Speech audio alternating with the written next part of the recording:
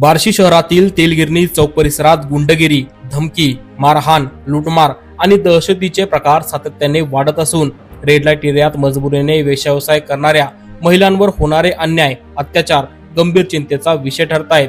मागील काही महिन्यात शहर व तालुका परिसरात अवैध पिस्तूल जप्ती, गोळीबार, दहशत निर्माण करणाऱ्या टोळ्यांचा वावर, मटका, जुगार, गांजा, ड्रग्ज व लॉजेस मधील अवैध व्यवसाय मोठ्या प्रमाणात वाढल्याने बार्शीची शांतता धोक्यात आली आहे। या पार्श्वभूमीवर सध्या मुंबई येथे सुरू असलेल्या अधिवेशनात सोलापूर जिल्ह्यातील ज्येष्ठ आमदार व माजी मंत्री सुभाष देशमुख यांनीही अवैध डान्स बार व गुन्हेगारी विरोधात आवाज उठवत संपूर्ण सोलापूर जिल्ह्यामध्ये कठोर कारवाईची मागणी देखील केली आहे।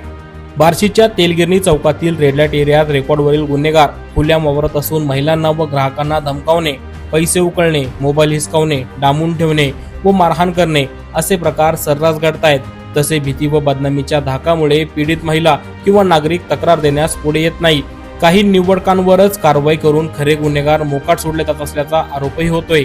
महिलांच्या सुरक्षिततेसाठी विशेष पथक नेमावे, तक्रार प्रक्रिया सुलभ करावी, गुंड व त्यांना पाठीशी घालणाऱ्यांवर निष्पक्ष कारवाई करावी आणि या एरियातील गुन्हेगारीचं मूळ उखडून टाकावे अशी जोरदार मागणी नागरिक व सामाजिक स्तरातून केली जाते।